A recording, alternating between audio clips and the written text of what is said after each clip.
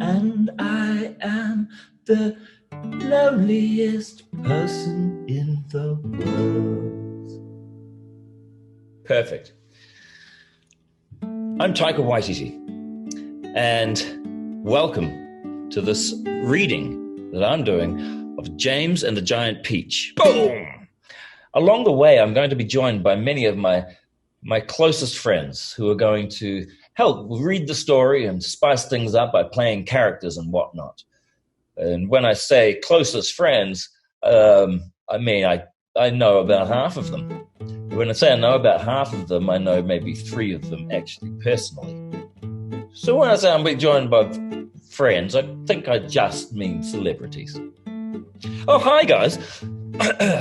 We are now continuing James and the Giant Peach. I was told I would get the book written out in pictures so I could be reading it, because I don't read well, so it should be there in a minute. Good luck, guys. Break some legs. Oh, and remember, at any time, if you can, click on the link below. It's somewhere down around, probably, I don't know exactly where below. If it was me and I was designing the site, I'd put it there, I reckon. If you can, click on that link and donate to Partners in Health, who are doing a fantastic job in these turbulent times. Also, the Roald Dahl Story Company is going to match all donations, so everyone wins. Chapter 1!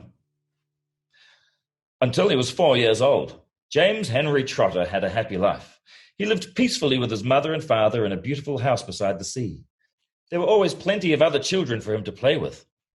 And there was a sandy beach for him to run about on, and the ocean to paddle in. Exactly what the ocean sounds like. It was the perfect life for a small boy. Then, one day, James's mother and father went to London to do some shopping, and there a terrible thing happened. Both of them suddenly got eaten up, in full daylight, mind you, and on a crowded street, by an enormous, angry rhinoceros which had escaped from the London Zoo. Now this, as you can well imagine, was a rather nasty experience for 2 such gentle parents, but in the long run it was far nastier for James than it was for them. Their troubles were all over in a jiffy. They were dead and gone in 35 seconds flat. Poor James, on the other hand, was still very much alive in a vast, unfriendly world. The lovely house by the seaside had to be sold immediately, and the little boy, carrying nothing but a small suitcase containing a pair of pajamas and a toothbrush, was sent away to live with his 2 aunts. I don't know about you, but we're only on page 1, and already I'm intrigued. I mean, I'm hooked. I love the main character. I want to see what happens to poor James. I want the best for him. I feel sorry for him, and the tragedy with his parents, and this is just the first page. Now that's writing.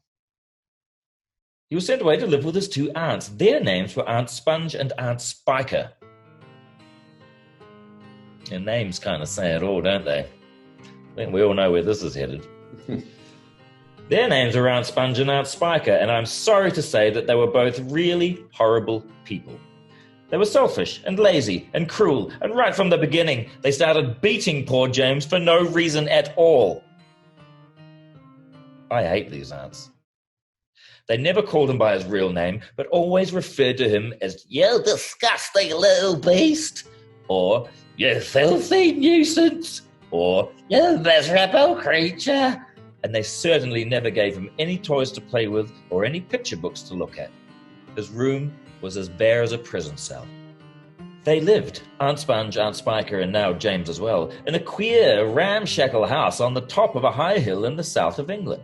The hill was so high that from almost anywhere in the garden, James could look down and see for miles and miles across the marvelous landscape of woods and fields, and on a very clear day, if he looked in the right direction, he could see a tiny grey dot far away on the horizon, which was the house that he used to live in with his beloved mother and father.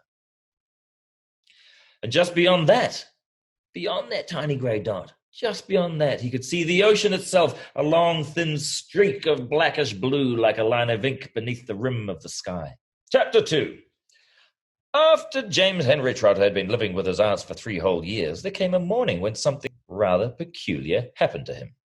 This thing, which, as I say, was only rather peculiar, soon caused a second thing to happen, which was very peculiar. And then a very peculiar thing, in its own turn, caused a really fantastically peculiar thing to occur. It all started on a blazing hot day in the middle of summer. Aunt Sponge, Aunt Spiker, and James were all out in the garden. James had been put to work as usual. This time, he was chopping wood. Just like that. It sounded just like that. He was chopping wood for the kitchen stove. Aunt Sponge and Aunt Spiker were sitting comfortably in deck chairs nearby, sipping tall glasses of fizzy lemonade. Watching James. Just watching him to see that he didn't stop work for one moment. Don't stop working! Keep chopping! Aunt Sponge was enormously fat and very short. She had small piggy eyes, a sunken mouth, and one of those white flabby faces that looked exactly as though it had been boiled. You know the kind. She was like a great white, soggy, overboiled cabbage. Aunt Spiker, on the other hand, was lean and tall and bony. And she wore steel-rimmed spectacles that fixed onto the end of her nose with a clip. She had a screeching voice and long, wet, narrow lips, and whenever she got angry or excited, little flecks of spit would come shooting out of her mouth as she talked. And there they sat, these 2 ghastly hags, sipping their drinks and every now and again screaming at James to chop faster and faster. They also talked about themselves, each one saying how beautiful she thought she was. Aunt Sponge had a long-handled mirror on her lap, and she kept picking it up and gazing at her own hideous face. Oh, I look and smell as lovely as a rose. Oh, here we go. Oh, just feast your eyes upon my face. Observe my shapely nose. Behold my heavenly silky locks. If I take off both my socks, you'll see my dainty toes. But don't forget how much your tummy shows. Aunt Sponge went red, Aunt Spiker said. My sweet, you cannot win. Behold my gorgeous curvy shape, my teeth, my charming grin. Oh, beauteous me, how I adore my radiant looks, and please ignore the pimple on my chin. Ah, my dear old trout, Aunt Sponge cried out, you're only bones and skin. Such loveliness as I possess can only truly shine in Hollywood. Oh, wouldn't that be fine? I'd capture all the nation's hearts. They'd give me all the leading parts. The stars would all resign. I think you'd make a lovely Frankenstein. Poor James was still slaving away at the chopping block. The heat was terrible. He was sweating all over. His arm was aching. The chopper was a large, blunt thing, far too heavy for a small boy to use. And as he worked, James began thinking about all the other children in the world and what they might be doing at this moment. Some would be riding tricycles in their gardens. Some would be walking in cool woods and picking bunches of wild flowers. And all the little friends whom he used to know would be down by the seaside playing in the wet sand and splashing around in the water. Great tears began oozing out of James's eyes and rolling down his cheeks. He stopped working and leaned against the chopping block, overwhelmed by his own unhappiness. What's the matter with you? Aunt Spiker screeched, glaring at him over the top of her steel spectacles. James began to cry. Stop that immediately and get on with your work, you nasty little beast. Ugh. Oh, Auntie Sponge and Auntie Spiker, couldn't we all please, just for once, go down to the seaside on the bus? It isn't very far. And I feel so hot and awful and lonely. Why, you lazy, good-for-nothing brute. Beat him! Beat him! I certainly will. Aunt Spiker snapped. She glared at James, and James looked back at her with large, frightened eyes. I shall beat you later on in the day when I don't feel so hot. And now get out of my sight, you disgusting little worm, and give me some peace. James turned and ran. He ran off as fast as he could to the far end of the garden and hid himself behind that clump of dirty old laurel bushes that we mentioned earlier on. Then he covered his face with his hands and began to cry and cry. Chapter 3! It was at this point that the first thing of all, the rather peculiar thing that led to so many other much more peculiar things, happened to him. For suddenly, just behind him, James heard a rustling of leaves. He turned around and saw an old man in a funny dark green suit emerging from the bushes. He was a very old man. He was a very small man. He was a small man. He was a very small old man. But he had a huge bald head and a face that was covered all over with bristly black whiskers. He stopped when he was about 3 yards away, and he stood there leaning on his stick and staring hard at James. When he spoke, his voice was very slow and creaky. "Come closer to me, little boy," he said, beckoning to James with a finger. "Come right up close to me, and I will show you something wonderful." James was too frightened to move, so the old man hobbled a step or two nearer, and then he put a hand into the pocket of his jacket and took out a small white paper bag. "You see this?" he whispered, waving the bag gently to and fro in front of James's face. "You know what this is, my dear? You know what's inside this little bag?" Then he came nearer still, leaning forward, pushing his face so close to James that James could feel breath blowing on his cheeks. The breath smelled musty and stale and slightly mildewed, like air in an old cellar. "Take a look, my dear," he said, opening the bag and tilting it towards James. Inside it, James could see a mass of tiny green things that looked like little stones or crystals, each one about the size of a grain of rice. They were extraordinarily beautiful, and there was a strange brightness about them, a sort of luminous quality that made them glow and sparkle in the most wonderful way. "Listen to them. Listen to them move." James stared into the bag. As he opened the bag, stared in. And sure enough, there was a faint rustling sound coming up from inside it. And then he noticed that all the thousands of little green things were slowly, very slowly stirring about and moving over each other as though they were alive.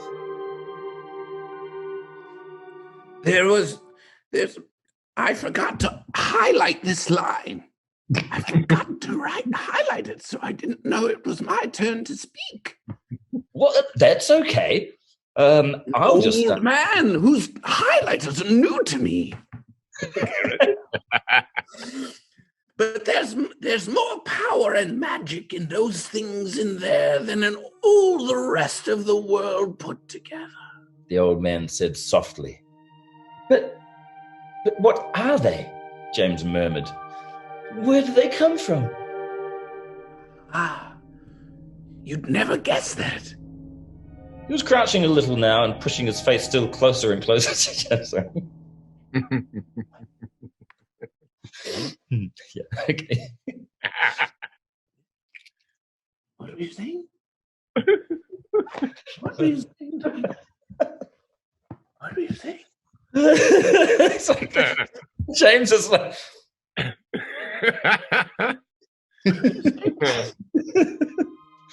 He was crouching a little now and pushing his face still closer and closer to James until the tip of his long nose was actually touching the skin on James's forehead. Yuck. Then suddenly he jumped back and began waving his stick madly in the air. Crocodile tongues! 1,000 long, slimy crocodile tongues boiled up in the skull of a dead witch for 20 days and nights with the eyeballs of a lizard. Add the fingers of a young monkey, the gizzard of a pig, the beak of a green parrot, the juice of a porcupine, and 3 spoonfuls of sugar. Stew for another week and then let the moon do the rest. All at once, he pushed the white paper bag into James's hands and said, "Here, you take it. It's yours." And just ambled off. And no one questioned, especially not James, why this man thought these were so special and just randomly just gave them to a kid. Chapter 4. James Henry Trotter stood there clutching the bag and staring at the old man. "And now all you've got to do is this. take a large jug of water, pour all the little green things into them, then very slowly, one by one, add 10 hairs from your own head. That sets them off. It gets them going. In a couple of minutes, the water will begin to froth and bubble furiously. And as soon as that happens, you must quickly drink it all down, the whole jug for one gulp. And then, my dear, you will feel it churning and boiling in your stomach, and steam will soon be coming out of your mouth. And then immediately after that, marvelous things will start happening to you. Fabulous, unbelievable things. And you will never be miserable again in your life, because you are miserable, aren't you?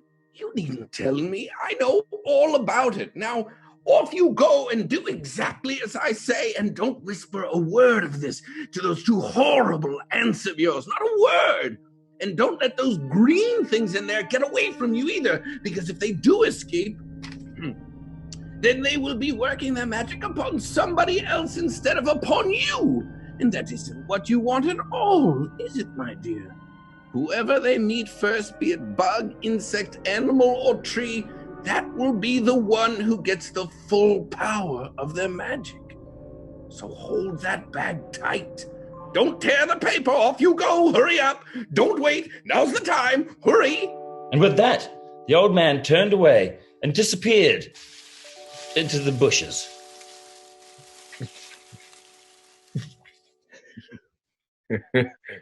Be gone! Be gone! And he was Keep gone forever. Keep begonning. Be gone more. Still not be gone! Sorry, James. Did you call my name? Sorry, did you call my name? No, I didn't. So I didn't say anything. I was just. So you're going. Okay. Okay, thank you. All Bye, right. guys. Good to see you. Bye. Love you guys. Yeah. Bye. Please, if you can, click the link below. And donate to Partners in Health. The Roald Dahl Story Company will be matching every single donation. And I am the loneliest person in the world.